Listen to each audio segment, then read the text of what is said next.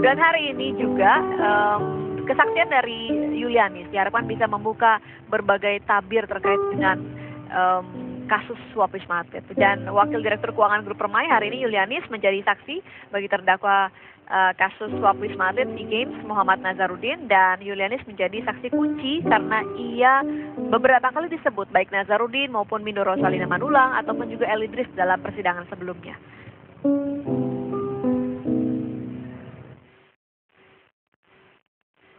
Dalam kesaksiannya di depan Majelis Hakim Pengadilan Tipikor, Julianis menyebut nama anggota DPR Angelina Sondang alias Angie.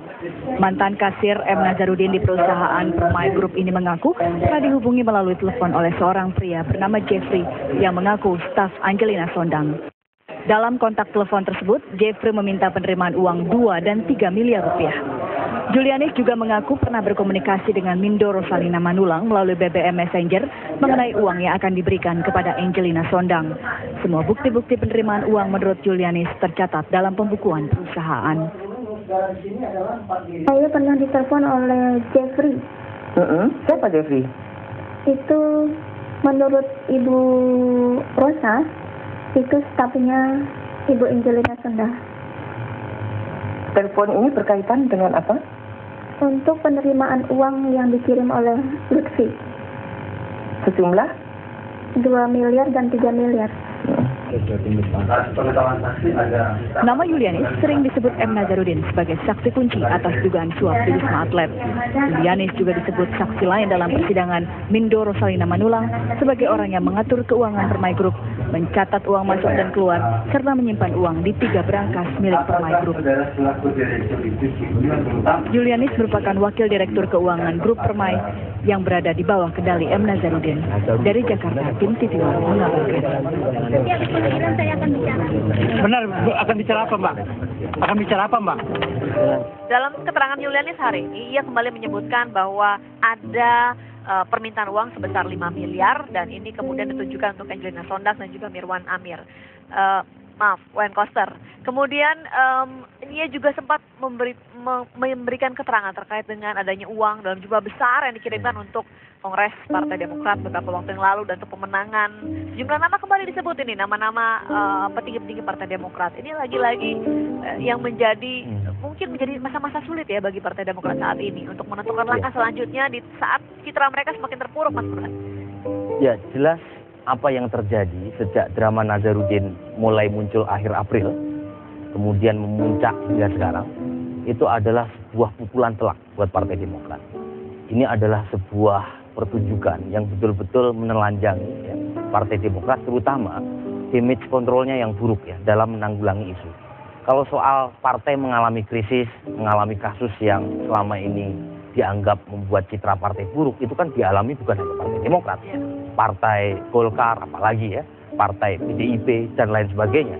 Tetapi cara masing-masing partai untuk menghadapi krisis, disitulah perbedaan. Partai Demokrat menurut saya terlalu kurang matang. Ya. Bahkan kalau boleh disebut ya, apa yang terjadi belakangan itu lebih disebabkan oleh pertarungan di internal Partai Demokrat sendiri. Jadi musuh Partai Demokrat yang paling utama adalah dirinya sendiri. Itu karena tadi persoalan internal yang sebenarnya bisa dibikin mudah itu justru malah dipersulit oleh kehadiran aktor-aktor yang saling bertabrakan satu sama lain. Dan ini satu sisi adalah tidak bisa dilepaskan dari presidi Kongres, satu. Yang kedua, suka tidak suka, meskipun persoalan hukum tadi sudah diberikan ke KPK, tetapi kasus ini bukan semata-mata masalah hukum. Ini juga terkait dengan masalah politik, menyangkut citra partai. Nah, dalam konteks masalah politik tadi, pendekatannya memang sulit kalau didasarkan pada pendekatan hukum saja. Nah, karena itu, apa yang kita lihat di Rakornas tahun 2011 ya, bulan Juli, itu sebenarnya kan jalan tengah. Isu menuntut Anas mundur itu kan bukan isu baru, itu isu lama. Ya.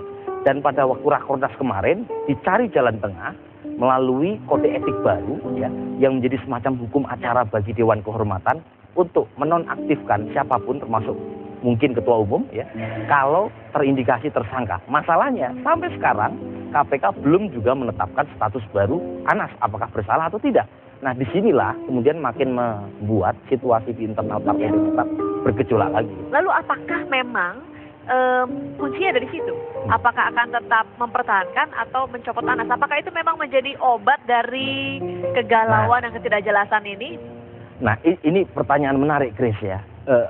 Apakah kalau Anas dicopot itu bisa menjadi semacam panacea, ataukah justru malah membuka persoalan menjadi lebih meledak lagi? Iya. Kita berhitung pada dua level. Level pertama yang sekarang sedang disampaikan oleh beberapa anggota Dewan Pembina itu adalah citra publik.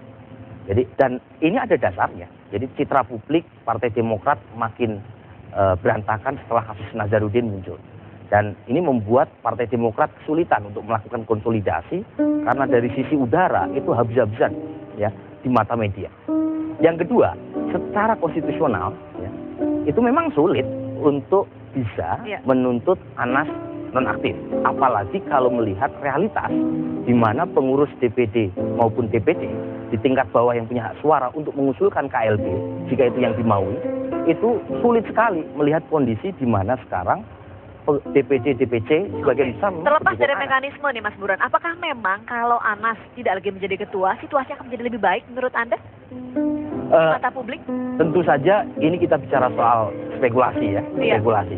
Tapi setidaknya kalau kita melihat kasus sekarang, itu pusat kontroversinya adalah Nazarudin, itu satu.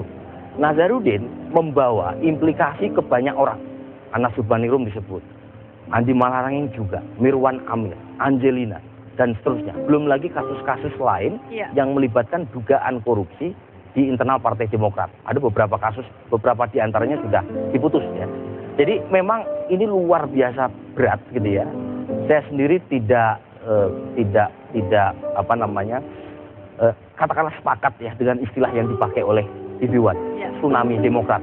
Pertama, bagaimanapun basis dukungan Partai Demokrat itu tahun 2004 yang kemudian dilanjutkan di 2009, basis utamanya adalah pemilih kota, rasional, kelas menengah, pendidikan baik. Mereka yang memilih di Demokrat itu sebagian besar karena isu anti korupsi. Sekarang yang menjadi semacam ironi adalah di saat isu itu muncul, Partai Demokrat malah menjadi sampel ya, atau eksemplar dari kegagalan dalam mengelola isu anti korupsi. Apalagi ada isu-isu terkait dengan aliran dana. Nih, kita akan lihat aliran dana yang mengalir ke sejumlah pihak dan ini kita lihat ini adalah keterangan dari versi Rosa. Mengalir kemana saja? Enji, Nazarudin, Anas Urbaningrum mengalir kemana-mana dan ini levelnya petinggi-petinggi partai ya. Ya. Apakah ini yang kemudian membuat para pemilih tadi semakin kehilangan kepercayaan kepada Partai Demokrat dan kemudian apa yang akan dilakukan selanjutnya ke depan? Kita akan lanjutkan perbincangan usai jeda berikut. Apa kabar Indonesia Malam? Strumming my pain with his fingers, singing my